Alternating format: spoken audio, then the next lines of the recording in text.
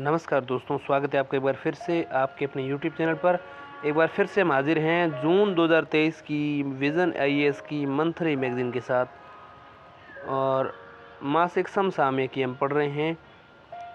इसमें सबसे पहला टॉपिक है राज व्यवस्था एवं शासन, polity and governance. Polity and governance में जून 2023 में क्या क्या चर्चा में रहा, तो एक तो नया संसद भवन, न्यू पार्लियामेंट हाउस बना वो, दूसरा राजद्रोह कानून, तीसरा शिकायत निवारण आकलन और सूचकांक, चौथा भारत में ओटीटी विनियमन, ओटीटी रेगुलेशन इन इंडिया, और पांचवी फिर सुर्खियाँ पढ़ेंगे न्यूज़ इन शॉर्ट्स में। तो उसमें एक तो पढ़ेंगे अफर्मेटिव एक्शन, फिर राज्यपाल की शक्ति, फिर सीबीआई की सामान्य सहमति, फिर पुलिस महानिदेशक की नियुक्ति, फिर जस्टिस क्लॉक्स और न्याय विकास पोर्टल और पंचायत विकास सूचकांक। ये हम सब देखने वाले हैं पॉलिटी में। तो आज का वीडियो है वो पॉलिटी राज व्यवस्था से जुड़ा हुआ है। पेज संख्या 8 से लेकर 19 तक, 19 में से 8 गए, तो ये 11 पन्ने हम पढ़ने वाले हैं आज में। राज व्यवस्था में शासन से जुड़े हुए हैं, पॉलिटी एंड गवर्नेंस से जुड़े हुए हैं। तो राज व्यवस्था में शासन हम शुरू करते हैं, ध्यान दीजिएगा। राज व्यवस्था एवं शासन, पॉलिटी एंड गवर्नेंस। नया संसद भवन, न्यू पार्लियामेंट हाउस सुर्खियों में क्यों है? हाल ही में देश के नए संसद भवन का उद्घाटन हुआ, इसलिए सुर्खियों में है। अब नया संसद भवन जो है वो बना हुआ है त्रिभुजाकार में। वर्तमान संसद भवन कैसा है? वृत्ताकार में। तो ये एक मोटा अंतर, जैसा कि आप चित्र से देख रहे हैं, ठीक।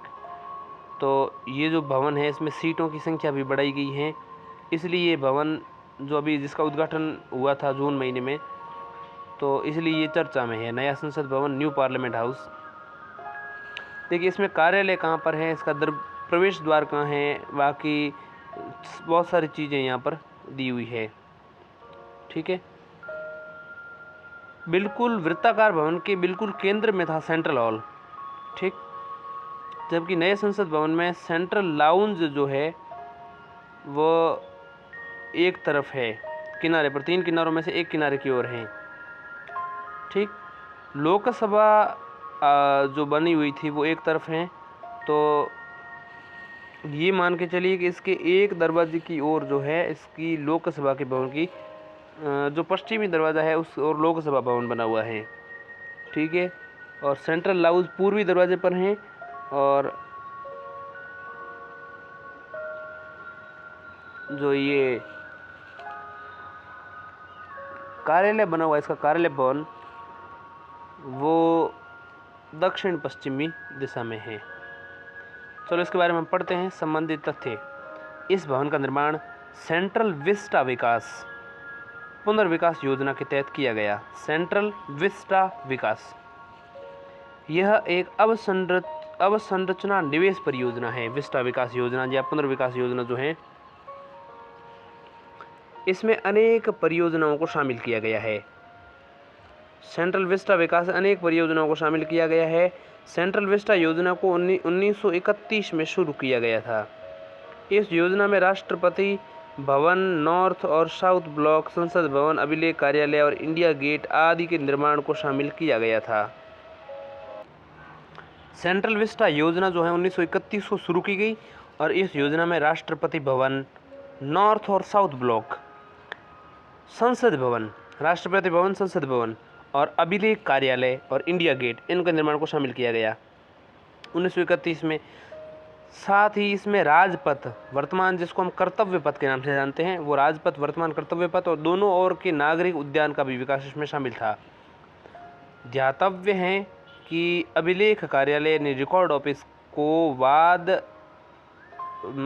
अभिलेख कार्यालय को बाद में राष्ट्रीय अभिलेखागार यानी नेशनल आर्काइव्स का नाम दिया गया।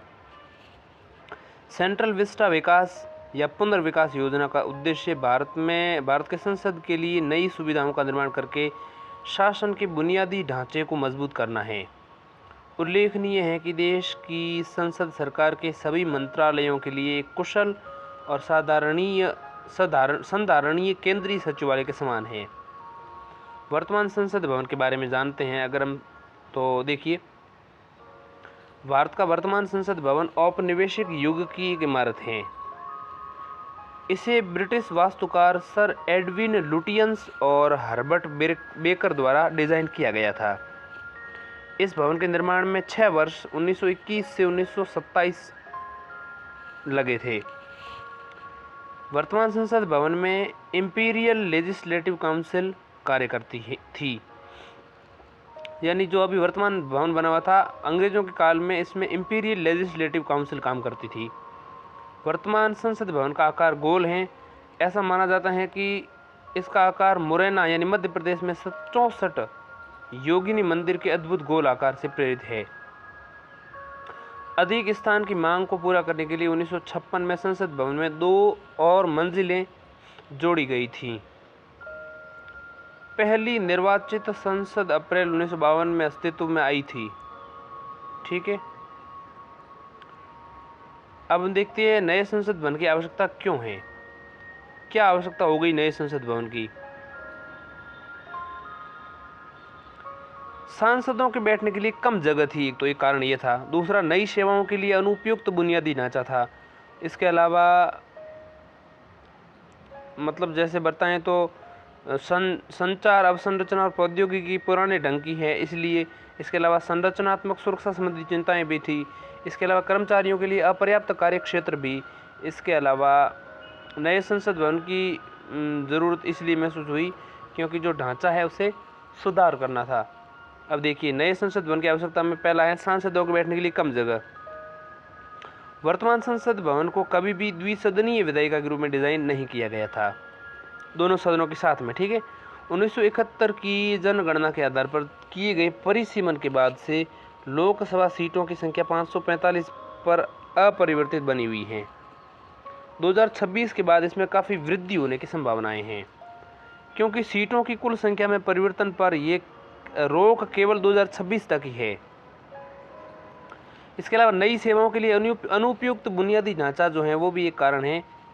मतलब गत अवधि के दौरान अनेक सेवाओं जैसे जल पाइपलाइन, वातानुकूलन आदि को उपलब्ध कराए जाने से संसद भवन में शीलन की समस्या आ गई है।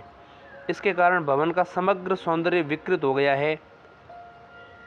इसके अलावा आगजनी से सुरक्षा चिंता एक प्रमुख विषय है, क्योंकि संसद भवन को वर्तमान आगजनी मानदंडों के आधार पर डिज़ाइन नहीं किया गया है। वर्तमान संसद भवन में संचार अवसंरचना और प्रौद्योगिकी पुराने ढंग की हैं, जो अब अप्रचलित हो गई हैं। उदाहरण के लिए खराब ध्वनिक प्रणालियाँ, एकॉस्टिक जो प्रणालियाँ हैं वो। इसके अलावा संरचनात्मक सुरक्षा संबंधी चिंताएं देखें तो वर्तमान संसद भवन का निर्माण तब हुआ था जब दिल्ली भूकंपीय क्षेत्र 2 में थी। वर्तमान में दिल्ली को भूकंपीय क्षेत्र 4 में रखा गया है। ठीक है, तो भूकंप की समस्या से चिंता ये है कि अगर इसका जो ये इमारत है वो या जो ये भवन है वो टूट के गिर न जाए, इसलिए। इसके अलावा 5वां है कर्मचारियों के लिए अपर्याप्त कार्यक्षेत्र, वर्क स्पेस की यहाँ कमी थी। कार्यक्षेत्र की बढ़ती मांग के कारण मौजूदा कार्यक्षेत्र के भीतर उपविभाजन किए गए हैं। इसके कारण भवन में भीड़ भाड़ भी हो गई है और ये खराब गुणवत्ता वाला एवं संकीर्ण कार्यक्षेत्र बन गया है। अब देखिए, एक भारत श्रेष्ठ भारत की भावना। लोकसभा कक्ष राष्ट्रीय पक्षी मोर की थीम पर आधारित हैं। राज्यसभा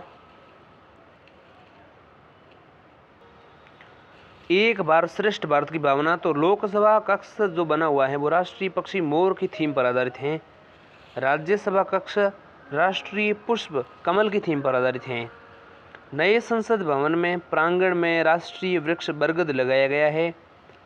संसद भवन में सेंगोल या राजदंड, जिसको कहते हैं स्केप्ट्रे, को अध्यक्ष यानी स्पीकर की कुर्सी के बगल में स्थापित किया गया है। ध्यातव्य है कि सेंगोल या राजदंड सत्ता हस्तांतरण का प्रतीक हैं। राष्ट्रीय प्रतीक को संसद भवन के शीर्ष में स्थापित किया गया है। राष्ट्रीय प्रतीक, राष्ट्रीय एम्बलम जो नेशनल एम्बलम है उसको, ये सारनाथ में अशोक स्तंभ के शीर्ष पर बनी हुई सिंह आकृतियों का अनुरूपण है। नए संसद भवन को भदोई उत्तर प्रदेश के विश्व प्रसिद्ध हाथ से बुने कालीन से सजाया गया है। भदोई हाथ से बने हुए खूबसूरत कालीन के लिए विख्यात हैं, इसलिए इसे कालीन शहर या कारपेट सिटी के नाम से भी जाना जाता है। इसमें जल, थल और नभ को समर्पित 6000 द्वार बनाए गए हैं। इसमें जल, थल और नभ को समर्पित 6 द्वार बनाए गए हैं। 6000, क्षमा कीजिएगा। ये भारतीय सभ्यता के अनुकूल प्रकृति के प्रति अपनी कृतज्ञता व्यक्त करते हैं। इसमें 6 द्वार हैं। नए भवन के मुख्य द्वार पर अशोक चक्र बना हुआ है और सत्यमेव जयते लिखा हुआ है। संसद भवन में लगी सागौन की लकड़ी को नागपुर से, संगमरमर को गुजरात से, बलुआ पत्थर को, लाल और सफ़ेद को राजस्थान से मंगवाया गया है। साथ ही त्रिपुरा से मंगवाई गई बांस की लकड़ी इसके फर्श पर लगाई गई है।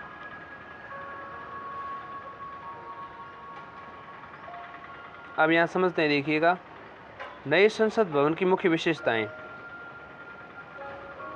एक नए संसद भवन जो है एक बार श्रेष्ठ भारत की भावना पर आधारित है और इसमें क्या क्या चीज़ें मैं बता चुका हूँ आपको। दूसरा, आधुनिक अवसंरचना जो है इसमें नए संसद भवन में निम्नलिखित विशेषताओं को शामिल किया गया है। मैं बताऊंगा कौन कौन सी विशेषता और इसका विशालता भी इसकी प्रमुख विशेषता में गिनी जाती हैं। तो नए संसद भवन की विशेषता हम एक एक करके समझते हैं। एक भारत श्रेष्ठ भारत की भावना। नए संसद भवन का आकार त्रिकोणीय है। इसमें पद्मश्री वास्तुकार बिमल पटेल द्वारा डिजाइन किया गया है। इसे जो है पद्मश्री वास्तुकार विमल पटेल द्वारा डिजाइन किया गया है। यह डिजाइन भारत की सांस्कृतिक विविधता से प्रेरित है। इसे अगले 150 वर्षों की जरूरतों को पूरा करने के लिए डिजाइन किया गया है। आधुनिक अवसंरचना। नए संसद भवन में निम्नलिखित विशेषताओं को शामिल किया गया है। पहला, कार्यस्थल के बेहतर प्रबंधन के लिए भूकंप रोधी तंत्र का निर्माण करना। दूसरा, सदस्यों के लिए सुरक्षा सुनिश्चित करना। तीसरा, पर्यावरण अनुकूल हरित परिवेश का निर्माण करना। चौथा, बिजली की खपत को 30% तक कम करना। पांचवा, नया स्मार्ट संसद भवन पूरी तरह से पेपरलेस होगा। छठा, विशाल। नए संसद भवन की कुल सीटिंग क्षमता पुराने की तुलना में 150% से भी अधिक है। इसका आशय है सांसदों के लिए लोकसभा में 888 सीटें, राज्यसभा सदन में 384 सीटें और संयुक्त अधिवेशन में 1272 सांसदों के बैठने की व्यवस्था होगी।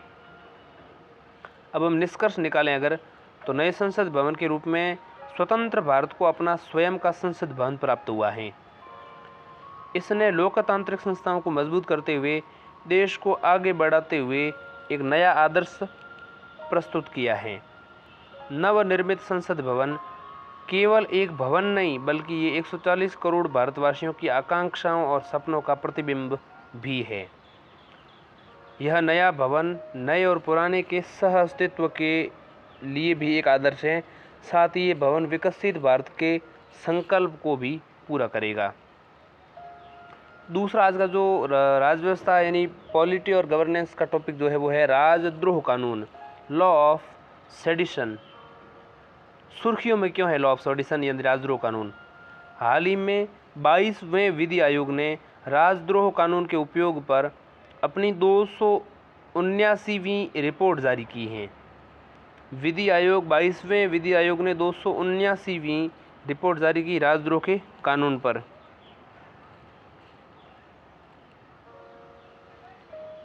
इस रिपोर्ट में उसने राजद्रोह कानून बनाए रखने की सिफारिश की है।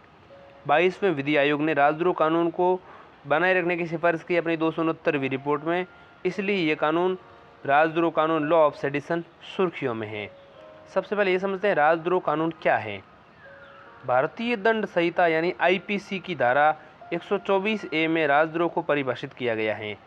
हालांकि अब आईपीसी जो है वर्तमान अगले महीने की जो मैगजीन आएगी उसमें आईपीसी को बदल दिया गया है। आईपीसी की जगह नया कानून आएगा। अब भारतीय दंड संहिता इंडियन पीनल कोड जो दंड संहिता है, तो उस भारतीय दंड संहिता आईपीसी की धारा 124A में राजद्रोह को परिभाषित किया गया है। इसमें निम्नलिखित माध्यमों से भारत में कानूनी तौर पर स्थापित सरकार के प्रति घृणा या अवमानना अथवा उत्तेजना पैदा होने के प्रयास को राजद्रोह बताया गया है। मतलब ये कि भारत में कानूनी तौर पर स्थापित सरकार जो होती है उस सरकार के प्रति घृणा या अवमानना अथवा उत्तेजना पैदा होने के प्रयास को राजद्रोह माना गया है। मौखिक या लिखित शब्दों के द्वारा इसके अलावा संकेतों के माध्यम से या दृश्य रूप में या अन्य तरीकों से जो वर्तमान कानूनी तौर से जो सरकार स्थापित है उसके प्रति घृणा, अवमानना या उत्तेजना राजद्रोह की श्रेणी में गिना जाता है। और भारतीय दंड संहिता IPC की 124 धारा में राजद्रोह की ये परिभाषा दी गई है। अब देखिए, वर्षों से हो रही राजद्रोह कानून की आलोचना पर एक नज़र डालते हैं।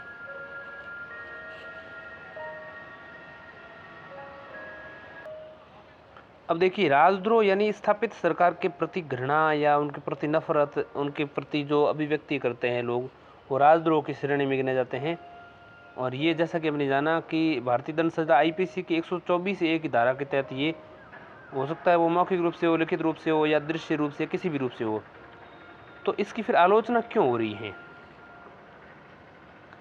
अब देखिए, व्यक्तिगत परिभाषा जो है उसमें श्रेया सिंगल 2015 बाद जो है, उस श्रेया सिंगल 2015 के बाद में सुप्रीम कोर्ट ने, उच्चतम न्यायालय ने, सर्वोच्च न्यायालय ने कहा था कि अस्पष्ट या व्यापक धाराएं असंवैधानिक घोषित होंगी, इसलिए उन्हें अभिव्यक्ति की स्वतंत्रता पर उचित प्रतिबंध नहीं माना जा सकता।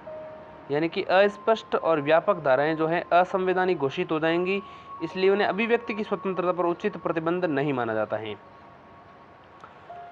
दूसरा है असहमति जताने पर प्रतिकूल कार्रवाई का डर। ये इसकी आलोचना का दूसरा कारण है। देखिए, राजद्रोह का आरोप लगाए जाने के डर से लोग अपनी राय व्यक्त करने और वैध आलोचना करने से डरते हैं। इससे अपनी ही आवाज़ को दबाने की प्रवृत्ति यानी सेल्फ सेंसरशिप में वृद्धि हो सकती है। इसके अलावा दोष सिद्धि की निम्न दर, यानी कि धारा 124A के तहत दायर मामलों में सजा की दर में पिछले कुछ वर्षों में 3% से 33% के बीच उतार चढ़ाव आया है। साथ ही 2020 के वर्ष में अदालत विचाराधीन मामले लगभग 95% के उच्चतम स्तर पर पहुंच गए हैं। 2020 के वर्ष में पहुंच गए थे। इसी प्रकार दुर्भाग्यवश इस कानून के तहत मामला दर्ज करना ही एक सजा बन सकता है। दुरुपयोग के आरोप, देखिए, यह किसी व्यक्ति को राजद्रोह कानून के तहत गिरफ्तार किया जाता है तो उसे जमानत मिलना बहुत मुश्किल हो जाता है। ऐसा इसलिए है क्योंकि इसमें मुकदमे या सुनवाई की प्रक्रिया लंबी हो सकती है। इससे निर्दोष लोगों का उत्पीड़न होता है।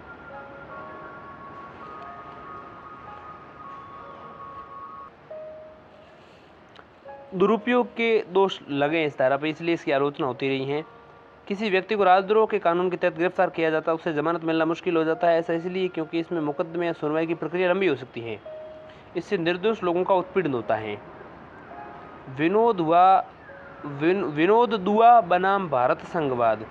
विनोद दुआवाद और बनाम भारत संघवाद में सुप्रीम कोर्ट ने कहा कि राजद्रोह के आरोपों के साथ दर्ज FIR, प्रथम सूचना रिपोर्ट, फर्स्ट इन्फॉर्मेशन रिपोर्ट को FIR कहते हैं, वो FIR को रद्द कर दिया था। विनोद दुआ बनाम भारत संघवाद में सुप्रीम कोर्ट ने राजद्रोह के आरोप के साथ FIR जो लगी थी, प्रथम सूचना रिपोर्ट, उसको रद्द कर दिया था। साथ ही सुप्रीम कोर्ट ने इस प्रावधान के गैर कानूनी उपयोग के प्रति सचेत भी किया था। तो विनोद दुआ बनाम भारत संघवाद में ऐसा सुप्रीम कोर्ट ने कहा। अन्य कानूनों का अस्तित्व देखें तो भारत में ऐसे कानून भी पहले से मौजूद हैं जो भारत की एकता, अखंडता और सुरक्षा को खतरे में डालने वाले व्यक्ति पर दंड संहिता 1973 की धारा 144 के तहत निवारक हिरासत और प्रतिबंध आरोपित करते हैं। इसलिए IPC की धारा 124A के तहत अलग कानून की आवश्यकता नहीं है, ऐसा आलोचक कहते हैं। क्यों? क्योंकि दंड संहिता प्रक्रिया जो 1973 की धारा 144 है उसके तहत अगर कोई मान लो व्यक्ति एकता और अखंडता का सुरक्षा के लिए खतरा है तो उसे फिर हिरासत में लिया जाता है, उस पर प्रतिबंध लगाया जा सकता है। अन्य देशों में निरस्त का मतलब है यूनाइटेड किंगडम में राजद्रोह कानून जो है उसको 2009 में आधिकारिक तौर पर निरस्त कर दिया गया था। यहाँ इस कानून का निरसन वाक और अभिव्यक्ति की स्वतंत्रता पर नकारात्मक प्रभाव डालने का हवाला देते हुए किया गया है। मतलब ये है कि यूनाइटेड किंगडम में 2009 में इस कानून को ये कहा गया कि ये वाक और अभिव्यक्ति की स्वतंत्रता पर नकारात्मक प्रभाव डालता है, इसलिए इसे निरस्त किया जाता है। इसके अलावा ऑस्ट्रेलिया और सिंगापुर में भी इससे निरस्त कर दिया गया है। तो आलोचक इनका उदाहरण देते हुए आलोचना करते हैं कि भारत में ये रद्द होना चाहिए। धारा 124 को बरकरार रखने के लिए विधि आयोग द्वारा तय किए गए तर्क क्या हैं? धारा 124 क्यों रहनी चाहिए, ऐसा क्यों कहते हैं? देखिए, भारत की एकता और अखंडता की रक्षा करने हेतु धारा 124 राष्ट्र विरोधी और अलगाववादी तत्वों से निपटने के लिए उपयोगी है, ऐसा विधि आयोग ने कहा। और कौन से विधि आयोग की रिपोर्ट है? तो जैसा कि मैंने शुरू में ही बताया था, ये 22वां विधि आयोग है और इसने अपनी 269वीं रिपोर्ट में ये ऐसी सिफारिशें करी।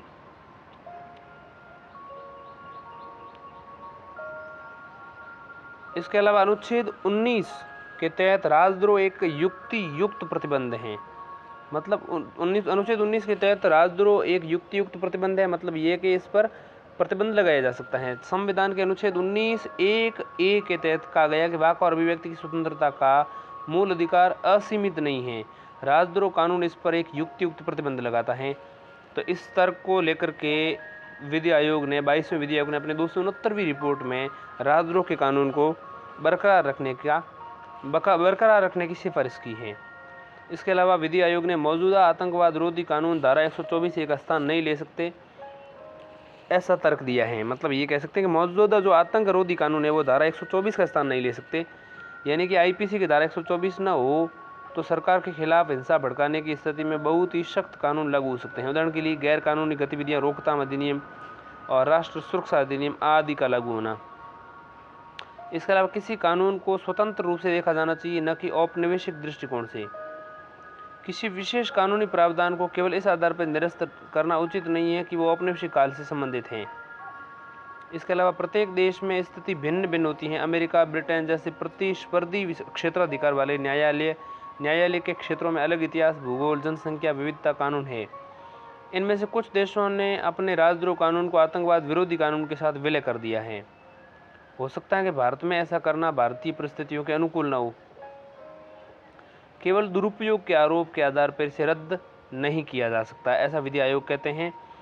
पर्याप्त प्रक्रियात्मक सुरक्षा उपाय करके किसी भी कथित दुरुपयोग को रोका जा सकता है। किसी प्रावधान को पूरी तरह से निरस्त करने से देश की सुरक्षा और अखंडता पर प्रतिकूल प्रभाव पड़ सकता है। ऐसे में आगे की राह क्या हो सकती है? विधि आयोग की सिफारिशें, वर्तमान परिदृश्य और विधि आयोग का प्रस्ताव क्या है, समझते हैं। देखिए, विधि आयोग की सिफारिशों में वर्तमान परिदृश्य क्या, पहले तो ये समझेंगे। आईपीसी की धारा 124(a) में केदारनाथ विवाद 1962 के निर्णय को शामिल किया गया है। वर्तमान में धारा 124 में 3 वर्ष तक की जेल या आजीवन कारावास का प्रावधान है। इसका अर्थ है या तो आजीवन कारावास होगा या केवल 3 वर्ष तक का कारावास होगा, किंतु इस बीच की कोई सज़ा नहीं होगी। साथ ही इसमें न्यूनतम सज़ा केवल जुर्माना होगी। आईपीसी की धारा का वर्तमान परिप्रेक्ष्य देखें तो इसमें प्रक्रियात्मक सुरक्षा देखें तो कोई भी प्रक्रियात्मक सुरक्षा इसमें मौजूद नहीं है। जबकि विधि आयोग की क्या सिफारिशें हैं? विधि आयोग ने क्या सिफारिशें की इसे आईपीसी के संदर्भ में जून 2023 में? तो राजद्रोह की परिभाषा में हिंसा भड़काने या लोक अव्यवस्था पैदा करने की प्रवृत्ति से युक्त पद को जोड़ा जाना चाहिए। इसके अलावा विधि आयोग ने कहा है कि जेल की अवधि को 7 वर्ष या आजीवन कर देना चाहिए, 3 वर्ष से बढ़ाकर 7 वर्ष करना चाहिए, ऐसा विधि आयोग की सिफारिशें हैं। और आजीवन कारावास तक बढ़ाने की 7 वर्ष या आजीवन कारावास तक बढ़ाने का प्रस्ताव किया है। इससे सजा के संदर्भ में न्यायाधीशों को पर्याप्त व्यापक विवेकाधिकार समाप्त हो जाएगा। इसके अलावा राजद्रोह के लिए कोई एफआईआर तक दर्ज नहीं की जाएगी जब तक कि कोई पुलिस अधिकारी प्रारंभिक जांच नहीं कर लेता और एफआईआर दर्ज करने की अनुमति नहीं दे देता। ये पुलिस अधिकारी इंस्पेक्टर रैंक के नीचे का नहीं होना चाहिए। इस संबंध में कुछ अन्य सुझाव निम्नलिखित हैं। सीमित आवेदन। वर्ष 2018 में विधि आयोग ने राजद्रोह पर एक परामर्श पत्र जारी किया था। इसमें कहा गया था कि धारा 124(a) केवल उन मामलों में ही लागू की जानी चाहिए जहां किसी भी कार्य का इरादा लोक व्यवस्था को भंग करना या हिंसा भड़काना या अवैध तरीकों से सरकार को हटाना हो। इसके अलावा पुलिस अधिकारियों को प्रशिक्षण देना या उन्हें जागरूक बनाना, यानी कि पुलिस अधिकारियों को आईपीसी की धारा 124(a) के अलग अलग भागों, दायरे और कानूनी सीमाओं सहित विशिष्ट प्रावधानों पर व्यापक प्रशिक्षण दिया जाना चाहिए। इससे ये सुनिश्चित हो सकेगा कि कानून के तहत अनुचित गिरफ्तारी न हो पाए। तीसरा टॉपिक है जून 2023 का, वो है पॉलिटी एंड गवर्नेंस से, वो है शिकायत निवारण आकलन और सूचकांक। तो grievance redressal assessment and index GRAI सुर्खियों में क्यों है? शिकायत निवारण आकलन और सूचकांक। हाल ही में केंद्रीय कार्मिक, लोक शिकायत और पेंशन राज्य मंत्री ने 2022 के लिए शिकायत निवारण आकलन और सूचकांक यानी GRAI की शुरुआत की है। शिकायत निवारण तंत्र के बारे में हम आगे समझेंगे। आज का ये वीडियो इतना ही।